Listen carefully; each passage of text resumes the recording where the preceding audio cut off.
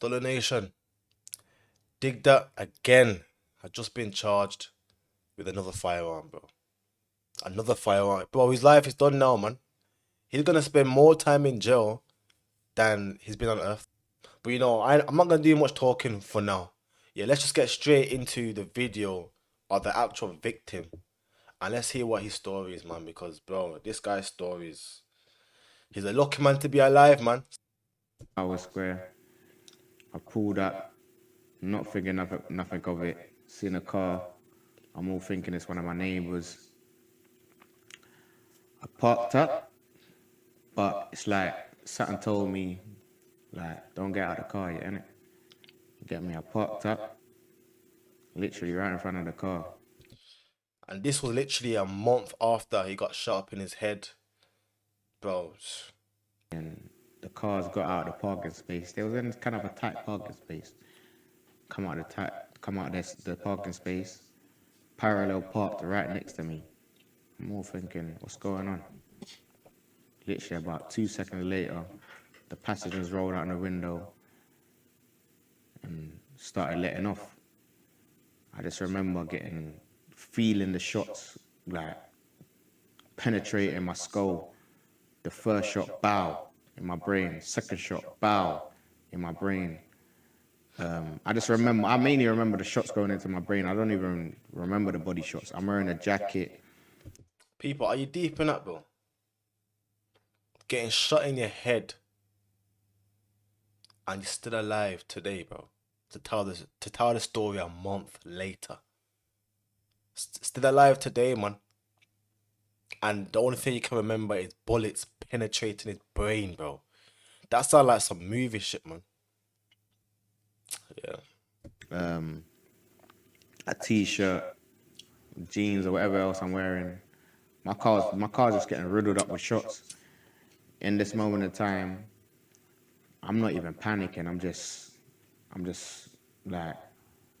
firming the shots. The headshot, one of the headshots has made me like fly into the passenger seat. I'm in the passenger seat. I can feel my brain. I can feel my bodily functions just fucking up. I can feel it like I can feel myself dying. I'm in the passenger seat. Like my body's failing. I can feel my brain just slowly fading away. I've seen a portal open, a red and purple portal. It all reminded me of like Stargate or whatever it's called, man, where they had the blue portal, but it was like a smaller version of the portal. It was red purple looking demonic. I believe that it was the gates of hell opening. My body, half of my body, I say to it, got about there, like to where my like half of my scar is, yeah. And I'm going through this portal, still hearing shots going off. By the grace of God, yeah, God, an angel, like in the future, I pray for more clarity to actually like see in the supernatural realm to see what happened. But I'm telling you, this was God's doing. Pick me up by my shoulders, yeah, put me back in the driver's seat. These times my car's already in park. It's just like I put it in park when I parked up anyway. You get me? Flipping Wait. Before we continue that, bro, my man's got shot up in his head.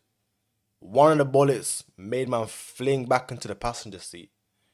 My man saying he's basically passed out, and then he's just some supernatural power.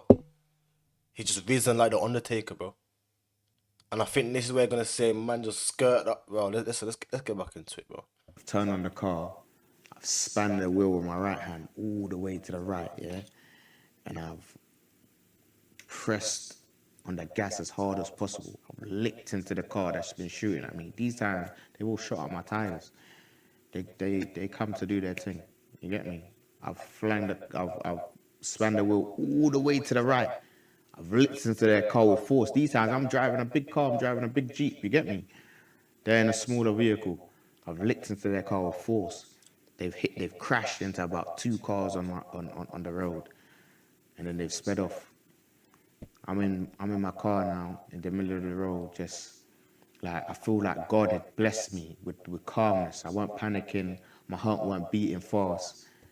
Bro, listen, you know what's mad, yeah? I made a video the other day on the Birmingham club shooting, yeah? And I know people that was in the club. And, the people that were in the club, yeah, like some of them say till this day they've got PTSD from till this day. Just from seeing a man get shot. Yeah? And then I gotta think like, bro, my man, his story, like, he's basically saying his story as though like he's literally reminiscing the whole thing as though it literally just happened. And if them lot had PTSD from that, bro, I don't know what level of psyche this guy has, but he's a strong man, bro. He's a strong man still, and this was literally, as I said, a month after the whole situation happened. Yeah, so for him to be just sitting there casually, if it wasn't for the I think it's a bullet in his head and the ear, if it wasn't for that, you'd actually just think that he's just a bold guy. Like a lot of people get paralyzed and shit from getting shot in like the back and or just anywhere. But my man got shot 8 times, couple in the head, and is still here today, bro. Listen, In my mind, I was thinking like, bruv, like I've just been hit up. Like, what am I gonna do? Like, I'm feeling like the bullets deep in my brain. I can feel that I'm covered, drenched in blood. My whole car is drenched in blood. The passenger seat, the driver's seat, the wheel. I could just smell blood. I've started to drive now. I'm thinking to myself, cool. I need to drive myself to the local hospital. And then I've drove about 10 minutes. I'll say now 8, 9 minutes down the road. Then I've realized, nah, man. I feel like man, slowly dying, fading away. I'm still not panicking. I thought to myself, yo, let me drive back to my mum's. man said he's not panicking, bro. Drove back to my Mad. mum's. Obviously, I'm driving on the rims. The tires are flipping blown out. I can see in the side mirror. I can see that my tires are I can just see sparks in it. I can see that my tires are blowing out. The steering wheel shaking.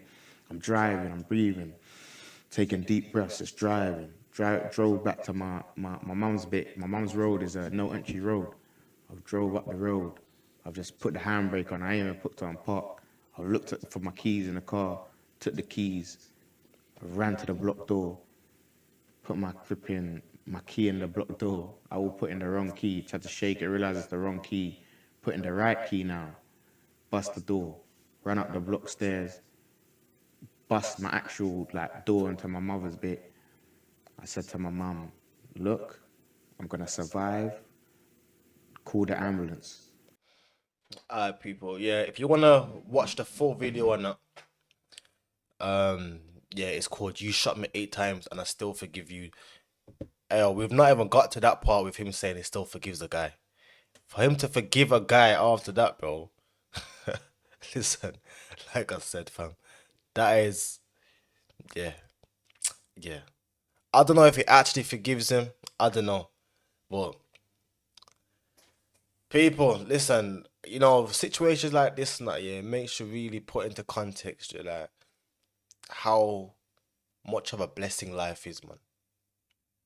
Like life is really a blessing, like a lot of the times we be thinking ahead, like we're so focused on what we want or like where we aspire to be and in the future we forget about the present and just the fact that we've all woken up today, we've all been able to see this video right now today. It's a blessing, man. Now some people can't even see the video, bro. You know. So yeah, I'm not gonna lie, me watching this video again, it's made me really realize how much of a blessing life is, man. So people, whatever plans you have, to, reach the destination that you want to reach, bro, just make sure you just do your best and make sure you put in the work, bro. Forget all the procrastination shit. Put that out the window. You've been given this life. Make sure you Yeah, you've been given this life. Make sure you do your absolute most, bro. You don't want to reach the end of life and having near death experiences and thinking, ah, what if I tried harder, man? Ah, I didn't go hard enough. No man especially wants to have that feeling of, you didn't try hard enough, bro. So yeah, man, listen. I don't know, man. I just like to push people and them things there, man. But yeah, man, people, y'all listen.